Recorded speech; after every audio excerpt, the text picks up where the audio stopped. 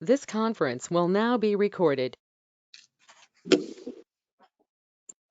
Good evening, everyone. It is Monday, January 24th. It's 6:03 p.m.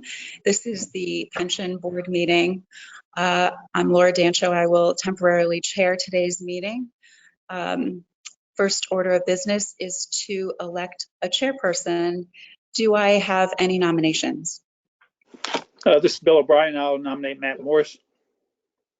Bill O'Brien has nominated Matt Morris. Is there a second? I'll second. Who is that? Tom Cotter. Oh, hi, Tom. Tom Cotter, second. Tom doesn't have a vote though, Laura, but I'll second it. I will second it. Thank you. Are there any other nominations? Get on the minutes. I just wanted to be on the minutes. Are there any nominations? Is there any further discussion? Hearing no further nominations, we will take the vote for Matt Morris to continue as Pension Board Chairperson. All in favor say aye. Aye. Aye. Aye. Any opposed? Any abstentions? Hearing none, the vote is unanimous for Matt Morris to take over as chairperson. Congratulations, and you can take over the meeting. Thank you, everyone, and thank you, Laura, for getting that going. Moving on to our next order of business, item 3 is selection of secretary. Been up the floor for any nominations for secretary of the pension board. Laura Dancho, I'll nominate Aileen Marsh. Second. Bill O'Brien, second. Thank you. Are there any other nominations? Hearing no other nominations, I close nominations and move to a vote. All those in favor of Aileen Marsh serving as secretary of the pension board again this year, please either say aye or raise your hand. Aye.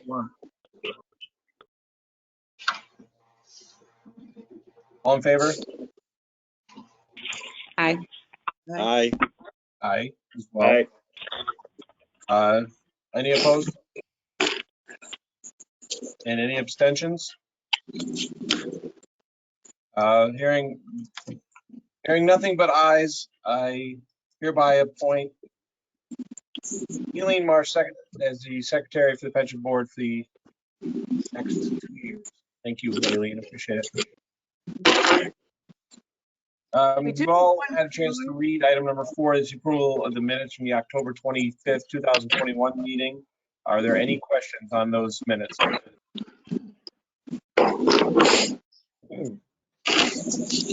Okay, hearing no questions, can I move to a vote?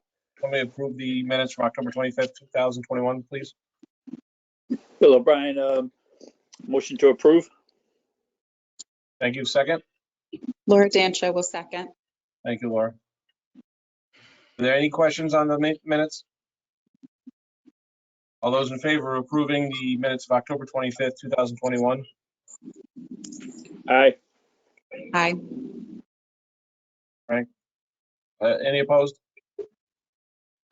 The ayes have it. Approval minutes are approved. Item 5, there's 2 new applications, both for superannuation. I'm going to assume, Susan, that there's nothing to discuss on these items. That's right. Yeah, everything was in order for the both of them. Okay, and I know Dave Hurley had actually vested years ago, so Yeah. that was great. Then item 6, treasurer's report. I can turn it over to wherever Dawn is. Are you ready to present, Dawn? Hi, this is Dawn. I'm here. I just have my audio on, but not my video because I was having both on.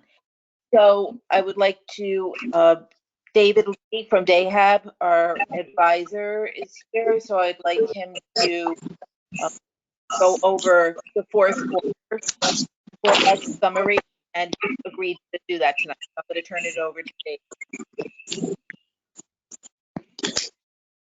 Good evening, everyone. Eileen, may I share my screen? Okay. Sorry, yeah, you're presenter. Okay. Now I am experiencing some technical difficulties because I'm clicking on something here where I believe I'm sharing my screen, but I'm actually not. So on the bottom of your screen where it says microphone, camera, there should be another icon that looks almost like a TV. If you click on that, that means you're sharing your screen.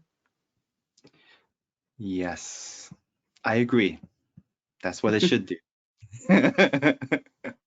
But unfortunately, it's not. So what I'm going to do, if it's okay, is I'm just going to read off some numbers for all of you. And I apologize. Now, the thing that I have to make you aware anyway is that this is preliminary information because, as you all know, the comparative universe is to look at how this fund has done with other public funds still is not available.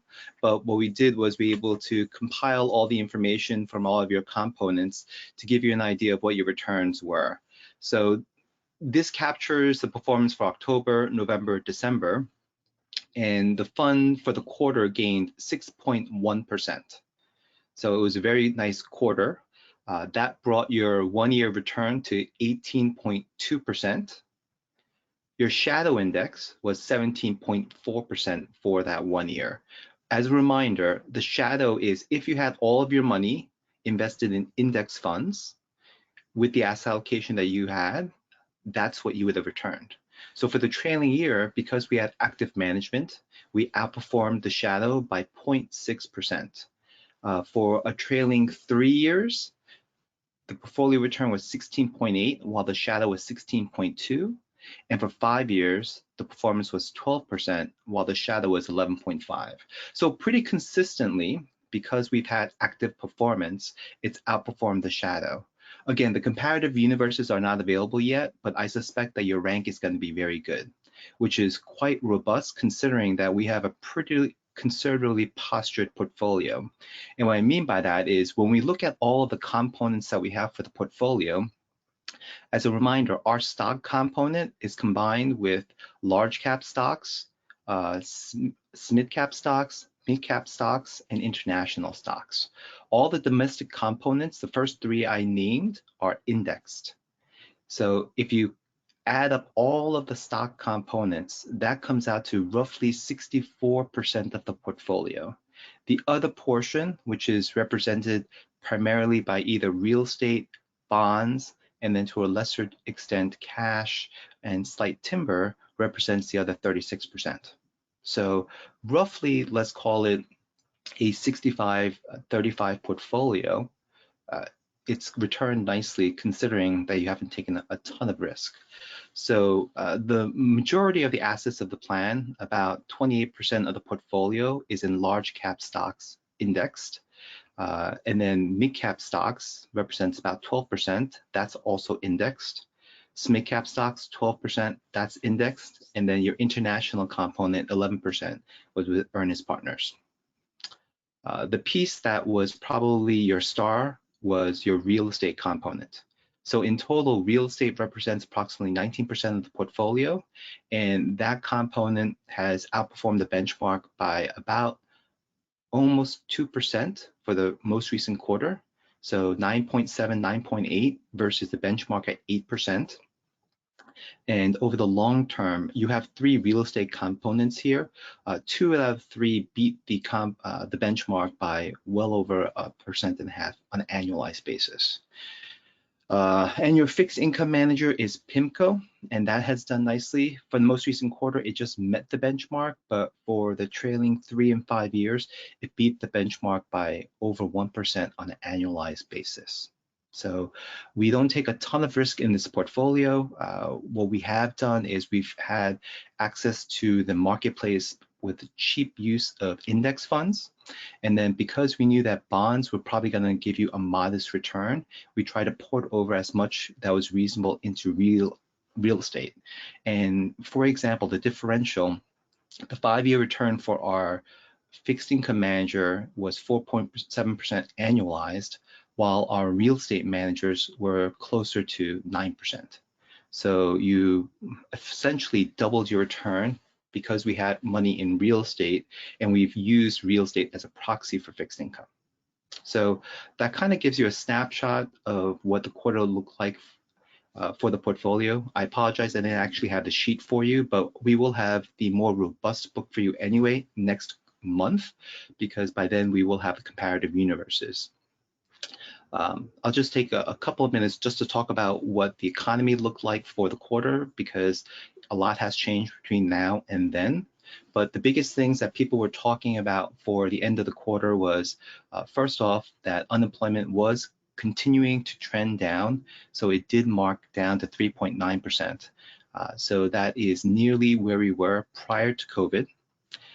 The other big difference, though, was that inflation was at a 7% annualized number, which is something that we haven't seen in the past 40 years or so. So that was a little bit higher than what was anticipated. As you all know, the Fed had mentioned that they thought inflation was transitory, and it became a little bit more permanent because really what has affected the economy was COVID. Although now we're living with Omicron, obviously multiple COVID waves have gone through the world, and because of that, it has caused some challenges in the supply chain. And it's really because there was less supply while we had high demand that increased prices. One example might be, as you all may have heard and may have even personally experienced, if you try to purchase a car, whether it was used or new last year, prices were through the roof. And that simply was because the semiconductor chips, which are an integral component for cars, as well as many electronic components that we use in our daily lives, there just was a limited supply of that. And that by itself actually increased CPI by the tune of over 1%. Just that little component. So if you think about it in your daily life, whether you go to the supermarket, you pump gas, all those things have appreciated. That's a reflection of inflation, but a lot of it is supply driven. We would expect that as supplies increase, meaning that we do get out of this COVID environment that we live in and things get quote unquote more back to normal, we should see inflation start trending down. So we don't expect this high level of inflation to continue. Let me take a second to talk about where we are today, because obviously since the beginning of the year, we've seen a lot of volatility. And I don't know if any of you turned on the TV today or jumped online and looked at your retirement account. Well, your retirement account wouldn't have been affected because usually those are priced at the end of day. But if you turned on the radio or turned on the TV, the stock market had a dramatic downdraft right until about early afternoon. And on a dime, it just came right back. At the low, the Dow was off over 1,000 points. And in fact, it actually closed up. So that level of volatility is pretty dramatic. The positive is that it did close up. Would not be surprised if we did see a little bit of volatility now, because as you may have heard, the Fed is going to speak in the middle part of this week. Expectation is that Bernanke, the head of the Fed, is going to mention that they probably will raise interest rates at some point, most likely sooner rather than later. If we were sitting around the table last year, this time, that wasn't even on the books. Now, the expectation is that the Fed was going to raise 3 times this year, maybe 4 times. And because of that, interest rates have been moving up, which is why if anyone's been trying to get a mortgage lately, mortgage rates have actually started to climb a little bit. You know, now you're looking at something in the mid 3s, which or high 3s, which of course, as those of you who have purchased houses in the last 20 years, still is very, very low. But considering where we were just a year ago, it is creeping up. So there has been volatility because the belief is that inflation has creeped its head. We are also seeing a revaluation of growth stocks primarily because of that inflation. Not to get too technical, but really it's based on calculating future earnings and discounting them into the present and use some sort of factor, that factor then becomes more challenged as you have to raise interest rates. So the question is, where will equity valuations go? I suspect that the equity markets are going to still actually rise. They are going to rise at a very measured pace though, nothing like the blazing speed that we saw last year. Last year, the stock market gained almost 29%. So that was a very big number, especially considering what we just experienced the year prior. So this year, if we get something in the high single digits, that is actually kind of on par with what you should expect from the stock market. If you look at any 20-year period, for the past, call it 90 years for the stock market, on an annualized basis, the stock market generally returns about 10%, give or take about 1% on average. So if you were to just invest in the markets over the long term, that's the type of return that you would hopefully generate over a great period. And that's the benefit of us in our pension environment, that we are looking at a long-term view. Speaking of which, one of the things I should highlight is that at the end of the year, the market value of the portfolio was just over $317 million. We have a preliminary value of $317,133,190. What I will say is that that is in the rear view mirror, because obviously the first month was very volatile. Positive, what I will say is that our market value today is actually very close to where we were before we had the fourth quarter. So we're right back to where we were at the end of September. So even though it feels like we have lost a lot of money, it's just where we were at the end of September. And we would expect that there is going to be some volatility, but we probably will rise from here. Now, I have had a soliloquy for the past 15 minutes, so let me stop there, see if I can answer any questions that you might have.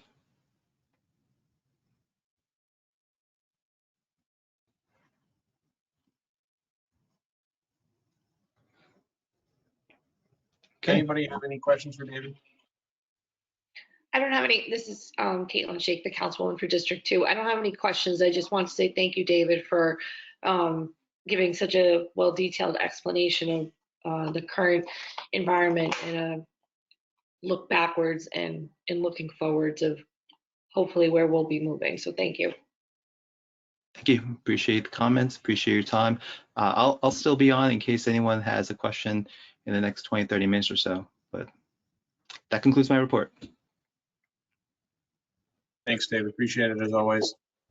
Thanks, David. Thank you. I just wanted to add to the report to let everybody know that the town has an actuary that has to create a report according to GASB annually. It goes by fiscal year. And so similar to what David was talking about, the GASB report for the pension for the fiscal year, and which will be in the audit that's underway right now. This information will be part of that audit, and it is on the website as well. Says that our pension is now 90% funded, which is really, really great. But also, keep in mind we did have pension obligation bonds that the town's still paying off on its books for that. And so I just did want to let everybody know that. Thanks. Thanks, Dawn. Does anybody have any other questions for the treasurer or Mr. Lee before we move on? Hearing none, move on to item 7, which is the town attorney report. Mr. Cotter, I don't think we've asked you too many questions recently, so I don't know if you necessarily have a report to present.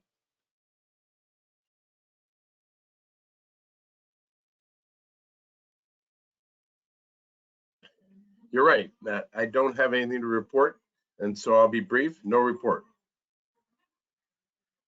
Generally, that is good news when the treasurer, when the town attorney has nothing to present, because that usually means we're not having any volatile issues. So are there any questions for the town attorney while he's on? Seeing none.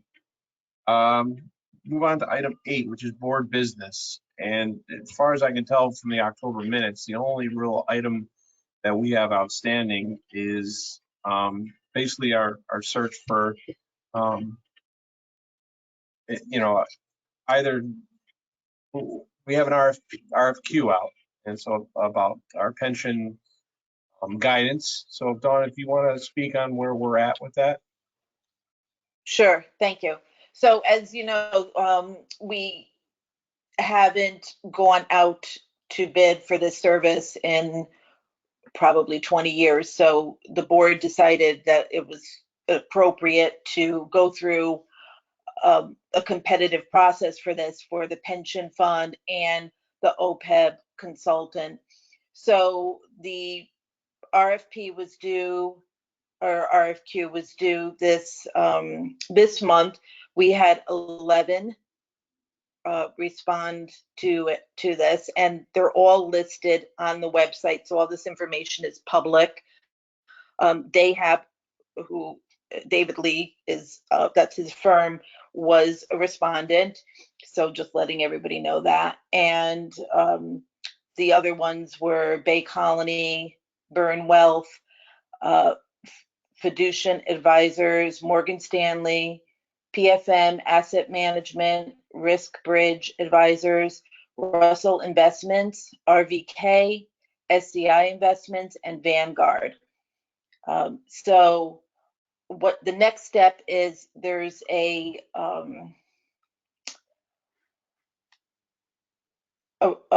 cursory review of them just to make sure that everybody included everything that they needed to include. I'm still going through the documents to verify they answered all the questions. And then there's a shortlist matrix that purchasing and I developed that has criteria that was in the RFQ and weights each of those questions. And then we need a team from the board as well as me to go through and shortlist to 3 of these. So I'm not sure, Chairman Morse, how you wanted to address choosing people to be on that committee, if you wanted to do that tonight, or if you wanted to do that at some other point after I formalize the list.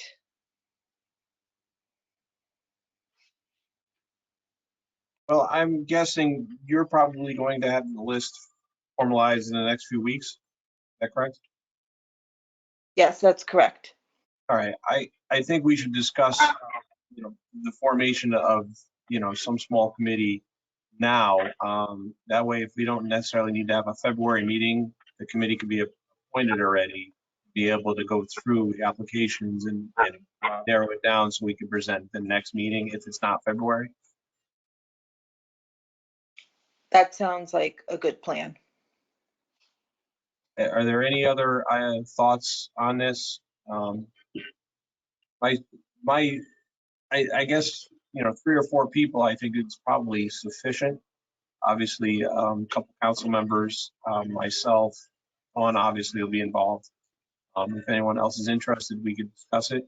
I don't want to have the committee too large because obviously, if this is just to try and get the best candidates whittled down so they can actually present at a board meeting, so everyone will have a chance to meet the candidates and ask questions and vet them. So I'll open the floor for any discussion on it at this time. This is Greg. If you want me to, it's Tom Cotter. If you want me to be available for that committee, I'd be happy to do that. Thank you, Tom. Greg, go ahead.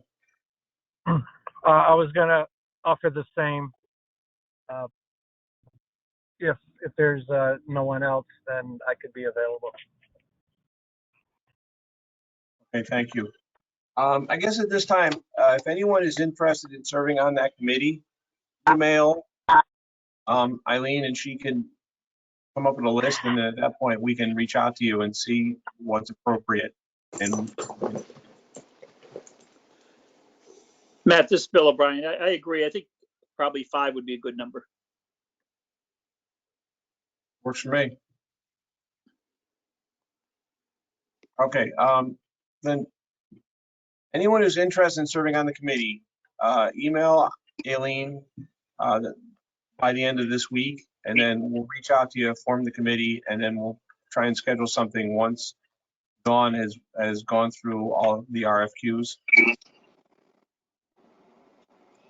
That sounds like a good plan, and I don't think we'll have to meet too often. I mean, we'll probably just go through, half of them at one meeting and half at another meeting, and then we'll come up with the list, the short list.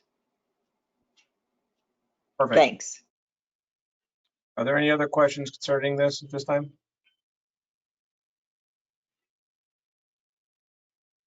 Okay, hearing none, we do have a February meeting scheduled for the 28th. Obviously, we'll make a decision on where we are for board business or whether or not we need to have a meeting. If we do, I'm assuming it's probably going to be this forum again for a little while. Other than that, hearing no additional business, entertain a motion to adjourn. Laura Dancho, motion to adjourn. Laura, Second, Bill O'Brien. Thank you. All in favor of adjourning the meeting? Aye. Aye. All right. Aye. Thank you very much. Appreciate everyone's time. We'll be in touch. Good night.